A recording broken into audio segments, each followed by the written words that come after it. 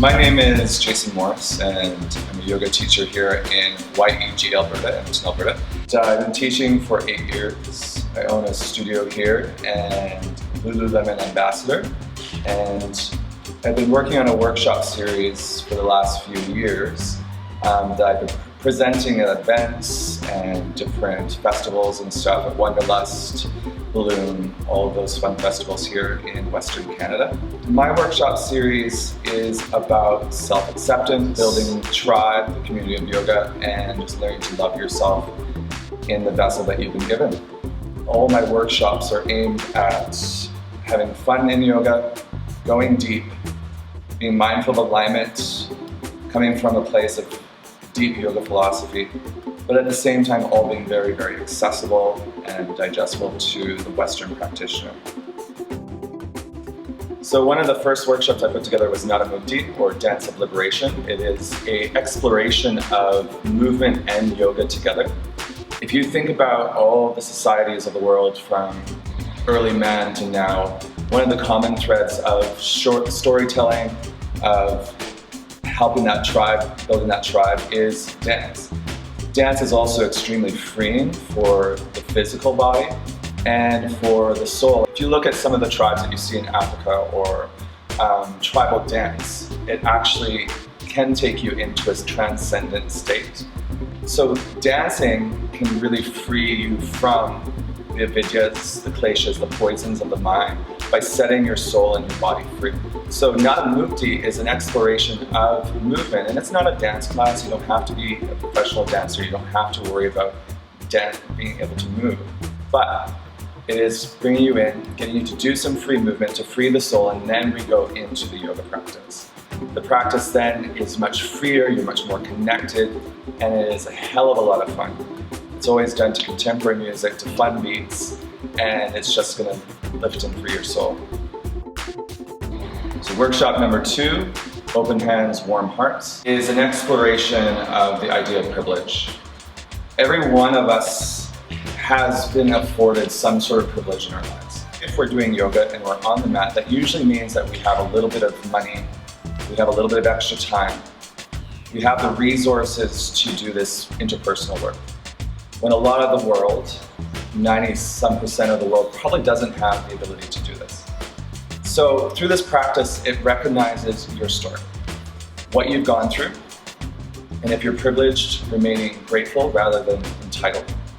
For those of you who have had struggles, it's a chance for you to remind yourself to be grateful and not always look for what you could have, but remember what you do have.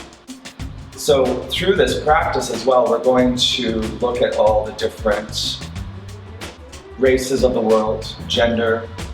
We're going to honor sexuality, age, body shape. So through this practice, we're going to lift everyone's story up. So workshop number 3, Silencing the Inner Critic. So this workshop, Silencing the Inner Critic, is a much deeper practice. We'll be working through restorative yoga. It is going to be asking you to look within, and every one of us has that inner voice that consistently tells us that we're not right, that we're not worthy, that we're not good enough. And in yoga we call that the klesha, or poisons of the mind.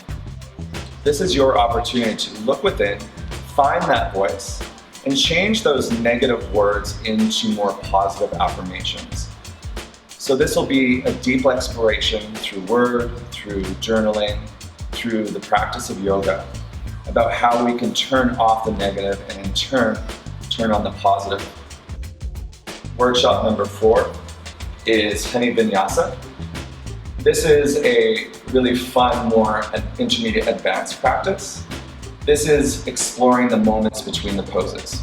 Every one of us, when we get into a pose, we can find stillness, we're able to hold the pose, but very rarely do we ever really explore the moments in between the postures.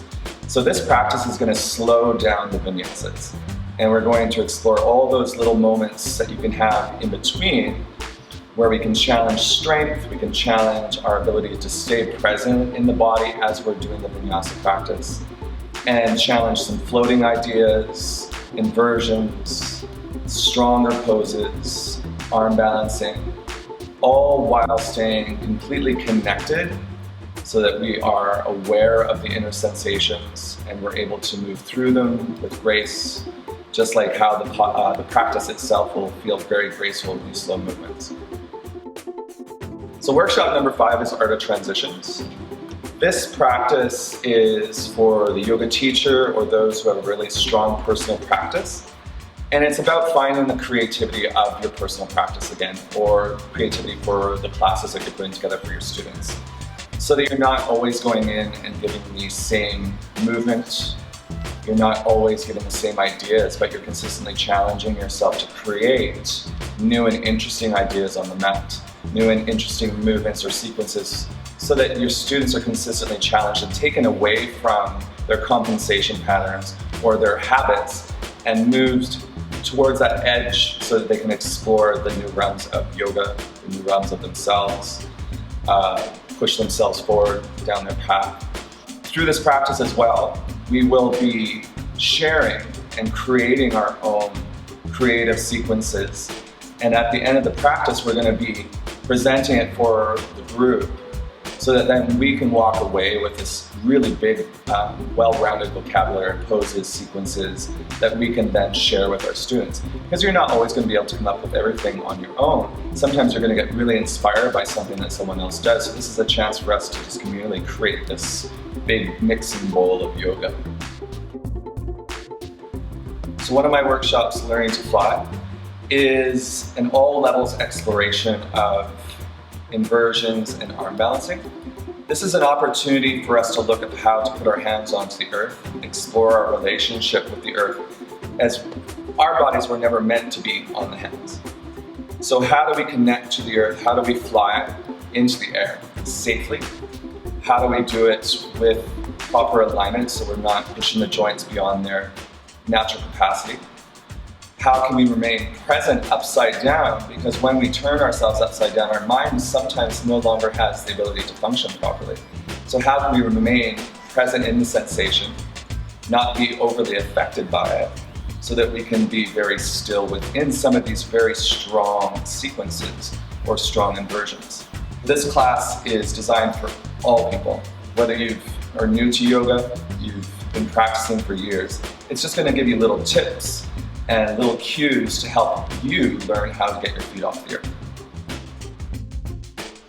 So if you would like to bring me to your city, to your local studio, I would love for you to get a hold of me. We can play, we can do some self-discovery, and just continually build this global tribe that we call yoga together.